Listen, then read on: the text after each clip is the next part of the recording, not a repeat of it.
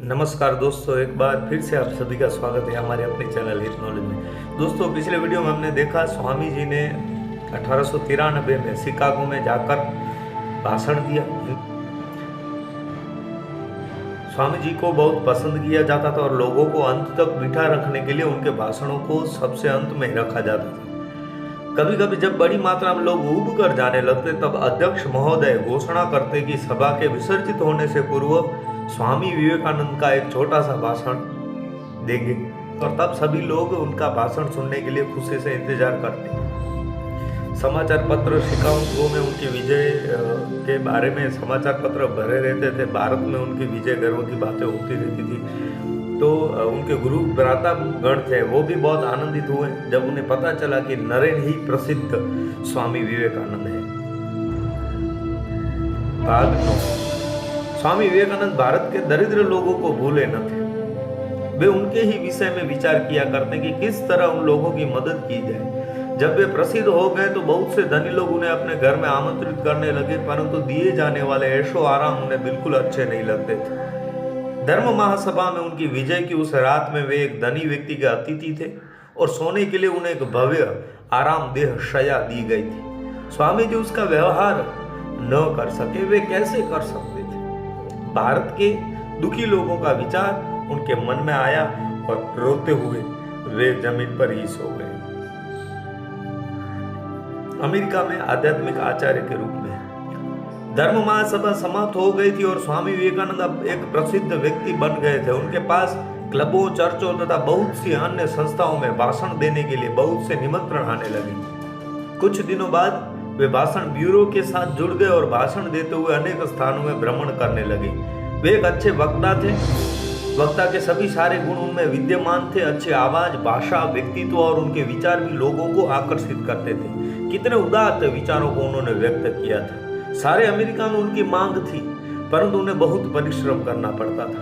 उन्हें दूर दूर तक यात्रा करनी पड़ती थी और कभी कभी एक ही दिन में बहुत से भाषण देने पड़ते थे।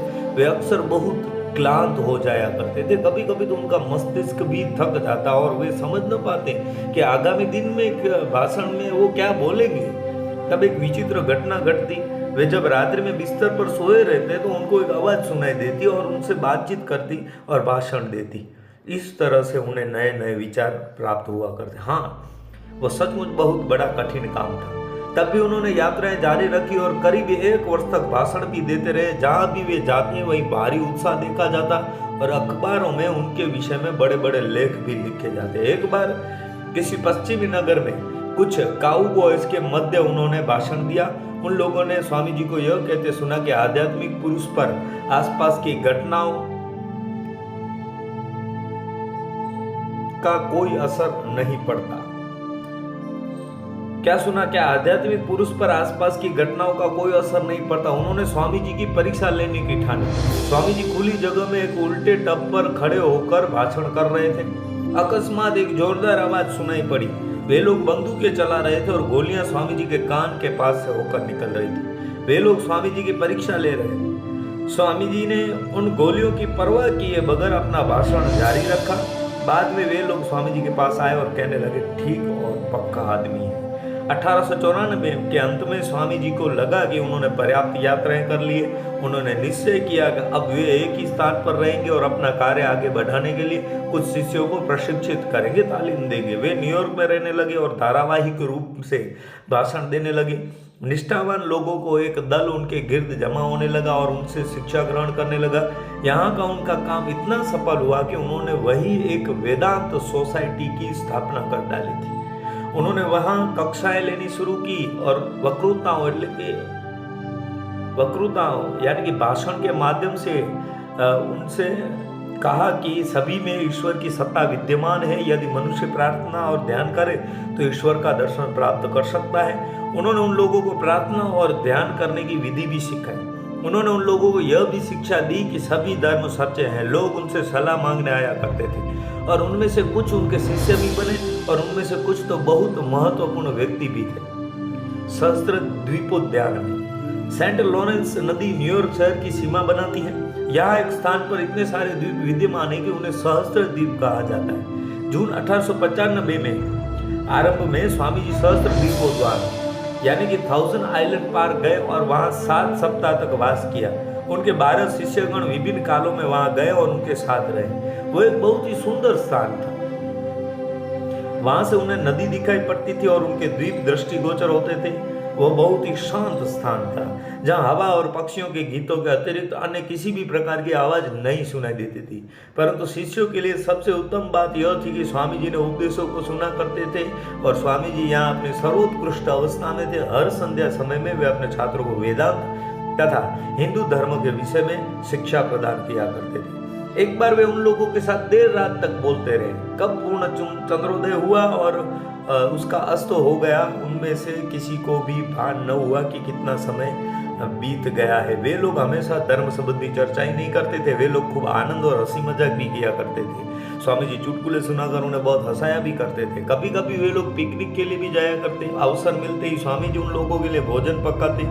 शिष्यों के लिए यह भय पाने का समय होता है, क्योंकि भोजन उपरांत बहुत से बर्तनों को मांजना जो पड़ता था और वे मसाले तथा मिर्च डालकर भोजन खूब तीखा बनाते थे। भक्त लोगों को उनके हाथों का भोजन रुचिकर लगता था। केवल मसालों के कारण उनकी जीभ जल जाया करती थी, परंतु फिर भी भोजन करने की मात्रा में कमी न आती थी, क्योंकि वो भोजन स्वामी जी के द्वारा पकाया जाता था। स्वामी जी आध्यात्मिक शक्ति संपन्न थे और वे अपने भक्तों पर बहुत प्रभाव डालते थे। वे सभी स्वामी जी के शिष्य बन गए थे और उनमें से 2 शिष्यों ने स्वामी जी की बड़ी निष्ठा के साथ आजीवन सेवा की। एक थी भगिनी क्रिस्टीन, जिन्होंने बाद में भारत आकर सेवा कार्य किया, और दूसरे थे श्री जय जय गुडविन, जो स्वामी जी के भाषणों को लिपिबद्ध करते थे और जो स्वामी जी के साथ भारत आए थे। उनकी मृत्यु भी काफी छोटी उम्र में भारत में हुई।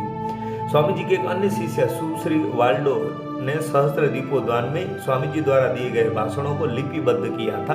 इनका संकलन देववाणी इंस्पायर्ड टॉक्स नामक पुस्तक में हुआ है। इसी दौरान स्वामी जी ने संन्यास गीति सॉन्ग ऑफ द सन्यासी नामक कविता भी लिखी थी। सहस्त्र दीपोद्यान छोड़ने के बाद स्वामी जी 2 माह के लिए इंग्लैंड गए। उसके पश्चात न्यूयॉर्क चले गए, क्योंकि यहाँ कार्य चलाने हेतु उनकी उपस्थिति अत्यंत आवश्यक थी।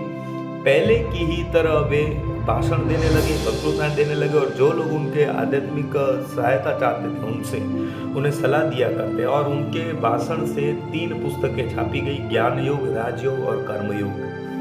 ये पुस्तकें तत्काल प्रसिद्ध हो गई। आध्यात्मिक आचार्य के रूप में स्वामी जी की कीर्ति चारों ओर फैल गई थी और बहुत से गणमान्य व्यक्ति उनके मित्र तथा शिष्य बन गए। भारत और अमेरिका, प्राच्य एवं पाश्चात्य के उत्तम गुणों का समन्वय करने का उनका स्वप्न था। वे चाहते थे कि भारत से आध्यात्मिक व्यक्ति पाश्चात्य जाकर आध्यात्मिक शिक्षा प्रदान करें तथा पश्चिम से लोग भारत में आकर उन्हें विज्ञान, उद्योग और संगठन तथा सहकारिता का पाठ पढ़ाया। अमेरिका में अपना कार्य समाप्त कर स्वामी जी बेहद थक गए थे। उन्होंने अपने आप को पूरी तरह कार्य में लगा दिया। जब भी वे कुछ कार्य करते वे अन्य किसी बात की चिंता न करते थे। स्वामी जी का शरीर बहुत शक्तिशाली था, परंतु उन्होंने इतना कठोर परिश्रम किया कि उनका कठोर शरीर भी शिथिल हो गया। जैसा कि हमने ऊपर कहा कि स्वामी जी सितंबर 1895 को पहली बार इंग्लैंड गए थे। वहाँ उनके मित्रों सुश्री हेनरिएटा मुलर और ईटी स्टडी ने उनका स्वागत किया।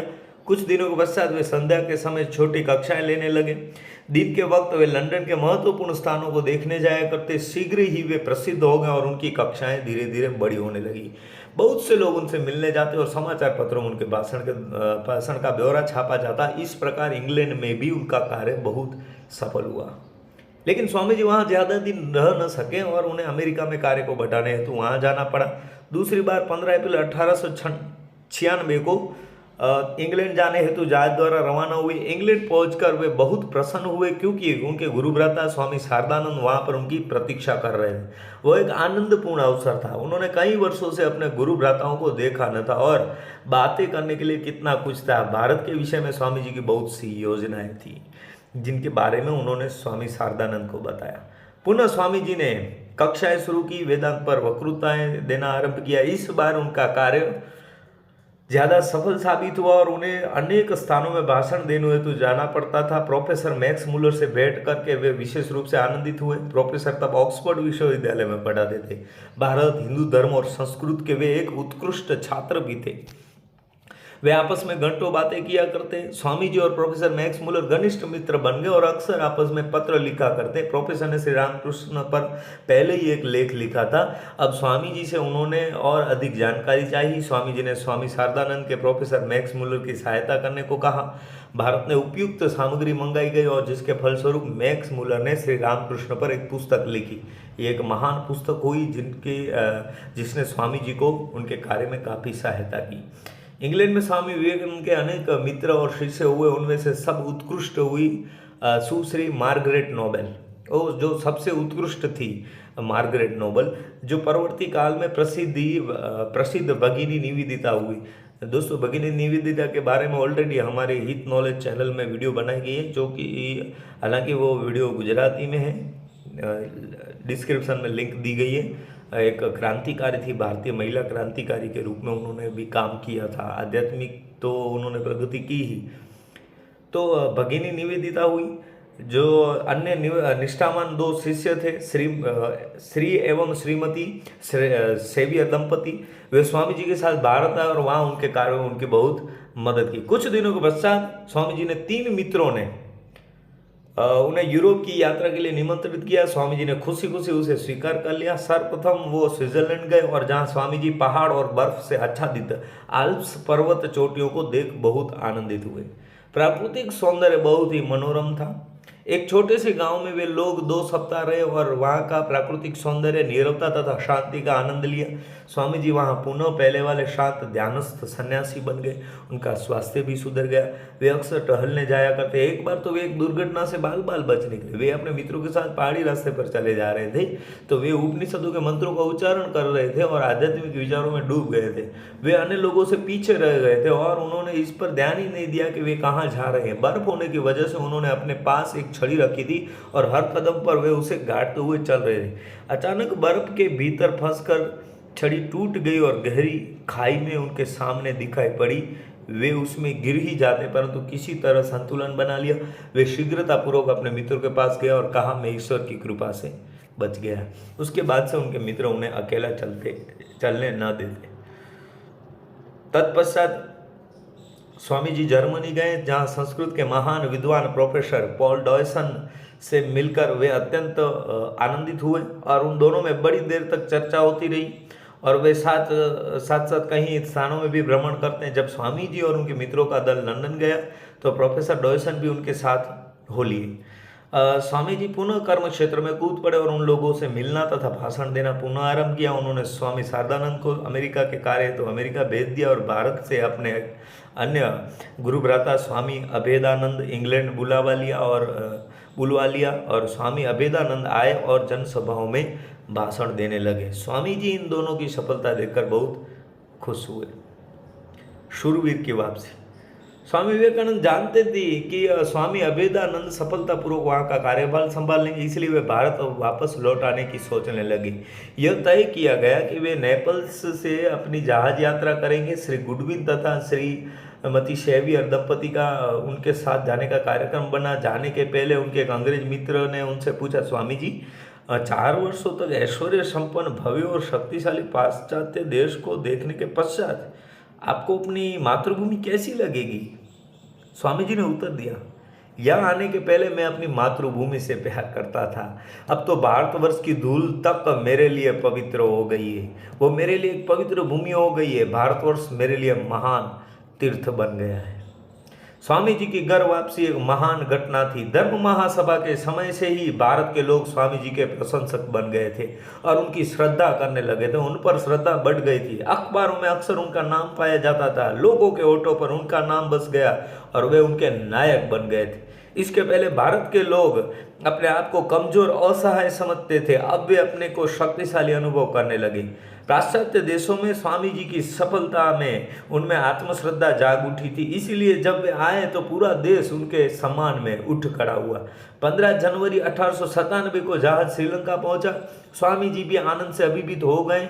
यह उनका भारत है। फिर एक बार वे अपनी पवित्र मातृभूमि पर चलेंगे। वे उनके स्वागत में होने वाले भव्य समारोह के विषय में सर्वथा अनभिज्ञ थे। मतलब भव्य समारोह के बारे में उनके जानकारी नहीं थी। बड़े बड़े शहरों में स्वागत समितियां बनाई गई और अखबारों में उनके विषय में संपादकीय लेख लिखे गए और उनके एक सन्यासी गुरु व्रता उनका स्वागत करने के लिए श्रीलंका चले आए थे। अन्य या तो मार्ग में थे अथवा मद्रास आ गए थे। जब उन्होंने श्रीलंका की भूमि पर कदम रखा तो उन्होंने पाया कि एक विशाल जन समुदाय उन्हें देखने के लिए खड़ा है। जो नजदीक थे वे उनका चरण स्पर्श करने हेतु दौड़ पड़े, जिसके बाद एक बड़ा जुलूस बनाया गया, गीत गाए गए और बहुतों ने स्वामी जी के मार्ग पर पुष्प बिखेरे। कुछ दिनों तक स्वामी जी ने श्रीलंका में निवास किया।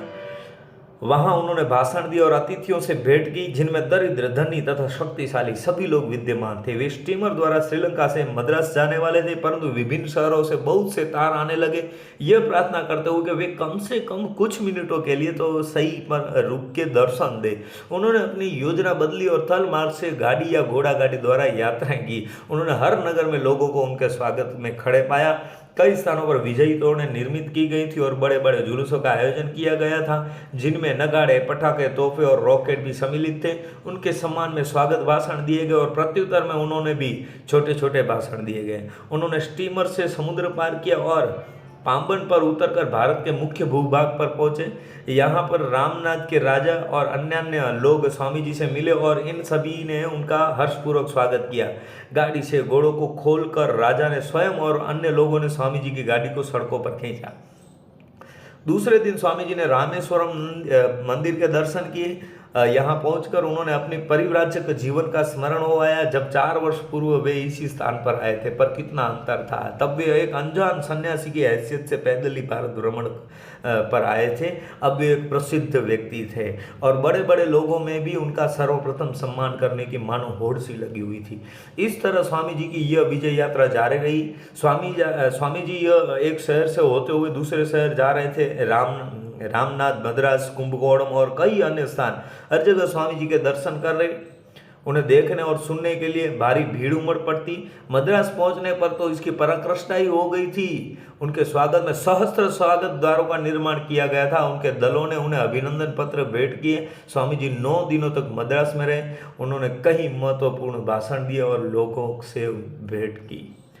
आज के इस लंबे वीडियो में बस इतना ही।